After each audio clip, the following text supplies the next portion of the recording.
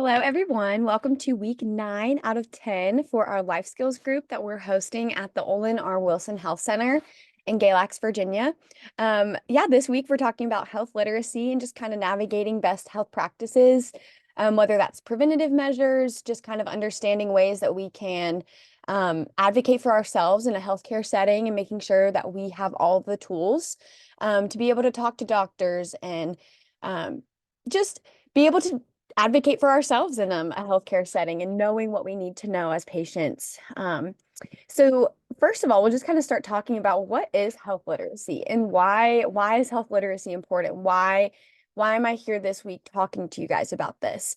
So just a brief kind of definition of what health literacy is. It's the degree to which individuals have the ability to find, understand, and use information and services to inform health-related decisions and actions for themselves and others.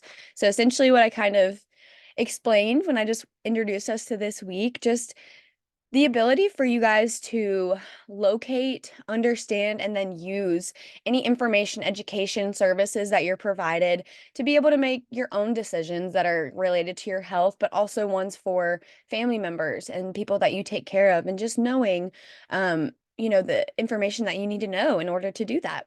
So some examples, and this is just, I mean, there's a lot of examples of the ways that we help individuals as far as through an occupational lens, but as OTs in just the kind of acute care setting when, you're returning from a hospital stay, or maybe you had an inpatient surgery, something like that. So just some ways that we kind of educate and provide resources for those individuals would be managing changes in medications when you leave the hospital, or if you've had any kind of acute flare-up or anything like that. Again, navigating you through managing those new medications that you might have to be taking for a longer period of time, or might be kind of just this, acute phase. So yeah, often, the challenges come from a post-surgical situation where there are going to be new medicines, and that you have to obviously manage those correctly, and educating family members on when to give those, how much to give, and just making that the easiest process that it can be. And we also help individuals learn how to take off and put on various pieces of clothing because that looks different. Whether, for instance, let's just use a hip surgery. We'll just use a hip surgery. And there's precautions that you're gonna have post-surgery. And so being able to educate and show individuals the correct and safe way to do those is definitely a way that, we educate individuals. That is health literacy. We help individuals understand complex discharge instructions, so we can really kind of break that down for individuals, like, the new medication changes, the precautions, when they need to go see their doctor for a post-surgical checkup, things like that, and how to prevent infection moving forward, just ways to be safe once they leave the hospital so that we can prevent as many readmissions as possible. That's also just another reason in general that we provide health literacy, because educating and providing all of the information and resources that individuals need definitely lowers the rate of readmission to the hospital. We help individuals, be able to prepare their own meals. They bathe, dress, use the toilet, just ADLs in general, or activities of daily living. We want to make sure that we're getting that individual back to doing those things as individuals is, as independent as possible. And so sometimes, if there was an injury involving cognitive deficits, things like that, we would come then and fill in those gaps and work with the families and the individual themselves to get them back to doing those things they were doing.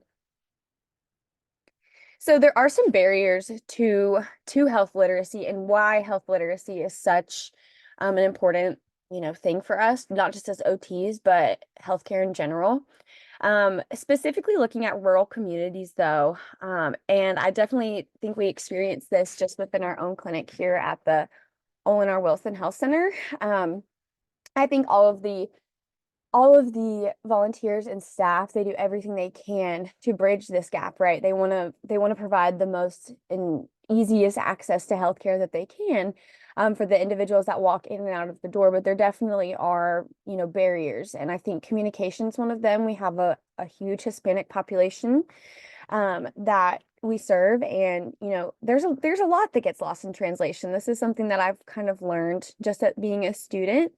But when I think about, the individual in general, like absolutely communication can be a barrier. So when conversations are kind of brief and and there's a lot of medical jargon in there, there can be a lot lost. And, did you understand that? Does that sound good? Yes. But then you leave the doctor and you're like, wait, I have so many questions.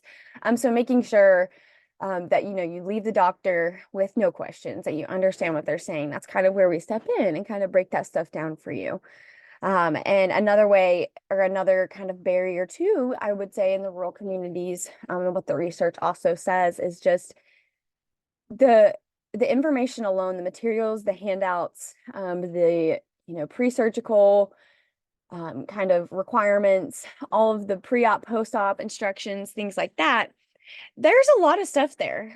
So being able to make sure that the individual can read that and comprehend that and know what those things mean, that is 100% a huge barrier to health literacy, and one of the main reasons we step in as well. And then just going back to communication, making sure that there is clear and open communication between all providers and patients, because that provider, they have a major role in that patient's treatment and in their progress. And so we really want to make sure that, in those situations, we're preventing serious health complications and not leaving until we have all of our answers, and things like that. Some other barriers, I would say, in the rural communities as well would just be conditions associated with living in a lower socioeconomic area. Like individuals who come to the free clinic, they don't have health insurance. And so they come through the free clinic seeking that, and they get services through us. But that is definitely something that can impact health literacy and being able to understand, health insurance and things like that, aside from having it or not, just kind of understanding that and all of that jargon. Low educational attainment, which is often associated with more limited levels of health literacy. Again, going back to just reading and comprehension.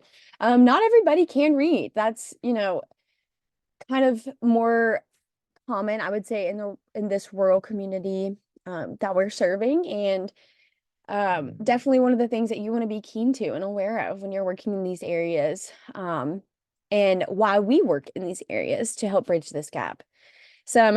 Definitely some racial and ethnic minority groups will have a harder time with health literacy. Like I said, that's the communication barrier.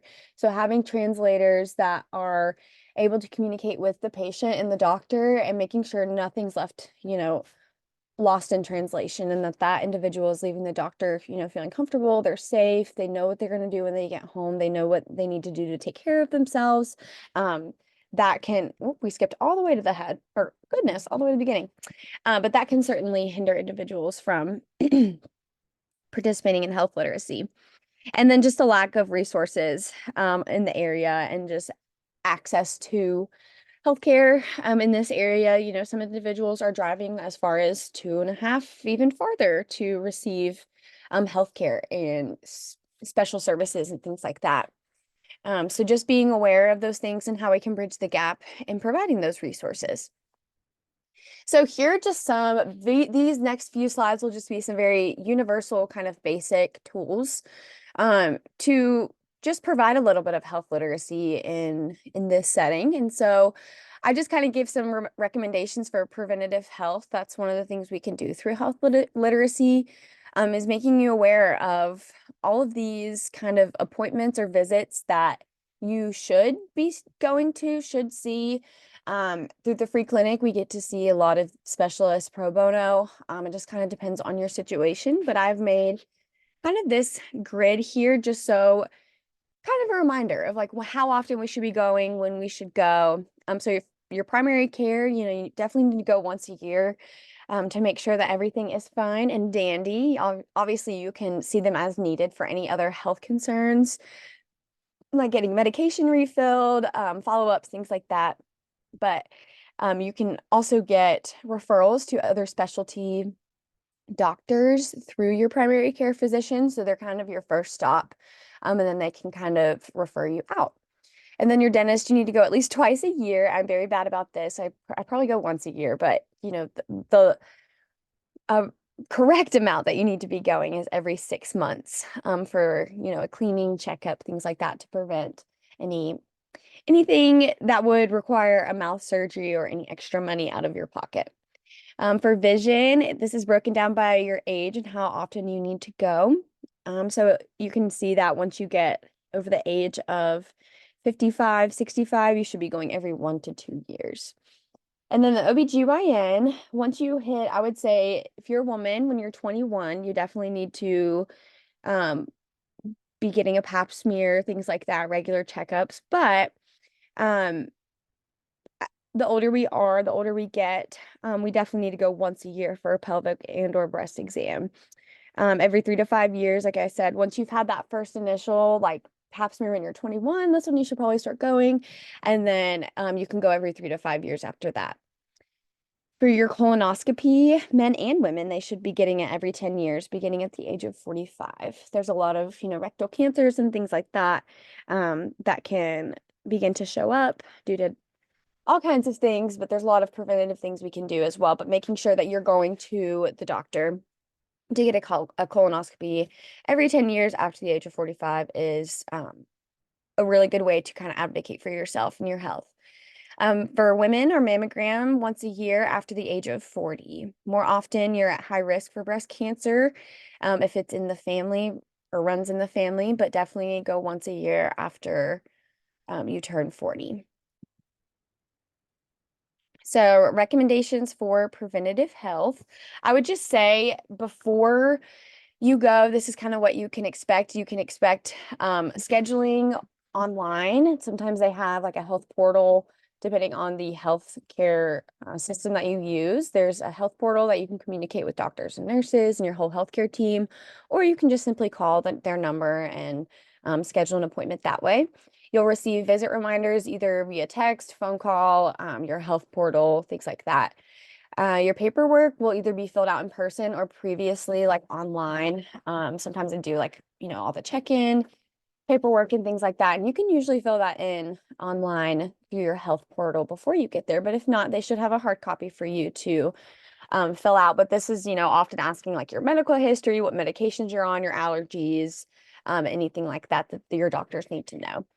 And then during your visit, you can expect, personal questions about your medical history. So they want to know if you're sexually active, do you use drugs, alcohol, is it recreational, is it every day? They're going to ask you frequency. They want to know kind of what you do, your lifestyle. So how do you get your food? Are you exercising frequently? What does your appetite, diet, all of that stuff look like? And then any other concerns you might bring up, that you would also do that during the visit, of course. But your physical, if you're going for a physical, you can almost you can almost bank on it, including blood work or a urine sample. Some things like that are just pretty basic to rule out certain things. And this is just a little handout I made as a reminder if you want to post it on like your fridge or something like that, just how often you should be going. And then you can obviously, with the schedules that I created in some earlier weeks, kind of writing those things down after you've scheduled them and using more of the resources that I have previously provided.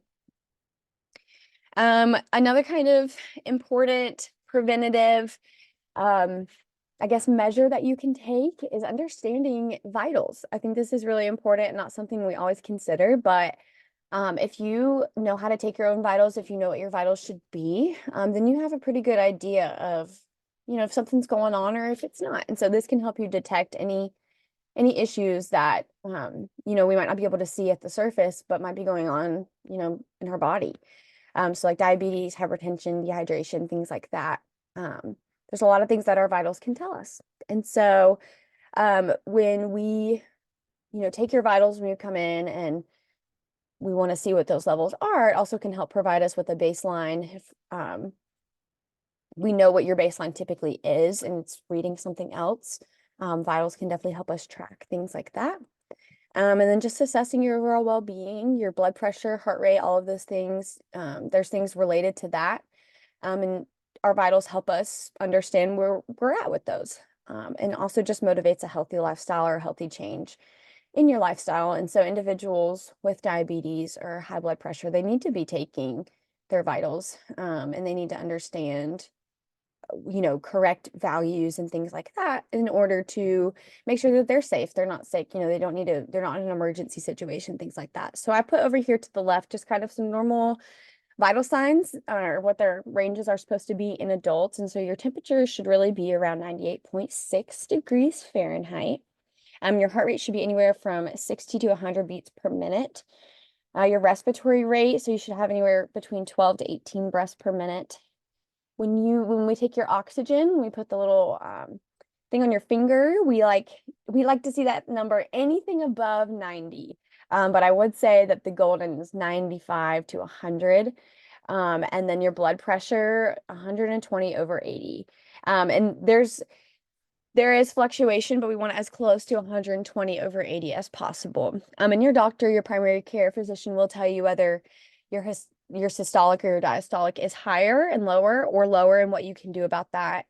There's medication, there's diets, all kinds of things that your primary care can suggest to you to help lower some of these things or increase them depending on how it reads.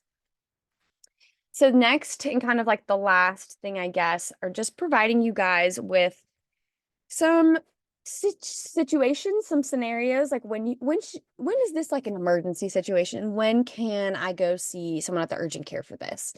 And so definitely some emergent situations would include severe bleeding, like severe loss of blood that doesn't stop with pressure after 5 minutes. It's a lot of blood, you lose consciousness. Any signs of a heart attack, like chest pain, trouble breathing, clammy skin, stroke symptoms. This is one of the most, I guess, preventative, most aware thing that you should be aware of, are these stroke symptoms, including loss of speech, slurred speech, understanding speech, there's sudden weakness in your arm or your leg, face, drooping, tingling, things like that to be aware of. And then severe head trauma, you would obviously want to go to the ER for any of these. Some more urgent care situations would be minor burns. If you have a more significant burn, please go to the emergency room. Minor headaches and breathing problems, definitely urgent care, rashes, skin problems, sports injuries, urinary tract infections, vomiting, diarrhea, or belly pain. If there's blood in your stool, that can be one of two things. If it is a lot of blood and that is all that's coming out, that is definitely ER situation. Also, well, there's a couple things with blood in your stool. If you suspect that you have been bleeding, or that there has been blood in your stool for quite some time, please go to the ER. It would present itself in a couple different ways. It's typically going to be darker. If you have bleeding internally of any kind, it's going to be typically darker stool, more coffee ground like. Now, if you have bright blood, active, it's coming out, that could be a hemorrhoid. That might not be as severe as you think, but it's still kind of gauge the situation. But definitely go to the ER if you are feeling weak, dizzy, you feel like you're going to pass out, because that could definitely be due to the loss of blood in your stool. Yeah, so that's pretty much it. These are just, there's so many things that I feel like I could provide education and resources for regarding health literacy. However, these are just some very basic ways that put you in control of your situation and help you, really kind of navigate your own health, and being able to determine, when do I need to go to the doctor? When do I not? Is this safe? Am I safe? Things like that. So just a few reminders. Next week is our last week. We're going to be talking, just kind of reflecting on all of the weeks and just talking about our experience, things, we really liked about these past couple weeks, these 10 weeks, and then some things that if I were to do this again, what would you guys like to hear talk about? So make sure to join us there or catch back up on our website. All of the information that we've covered and all the PowerPoints, these recordings, and all the resources that I have provided each week are located on that website. And so please sign up here if you are interested in coming next week for our last week. We'll be offering it on Tuesday and Thursday, but you could also meet with me individually, and I'll be happy to go over anything with you via Zoom. And then please reach out if you have any questions or you can't meet over Zoom, you don't have internet, that is okay. We will find a way. And I would still love to reach out and get to talk to you guys. So please reach out to me via email or text. And again, that's my Calendly link. But thank you guys, and we'll see you next week.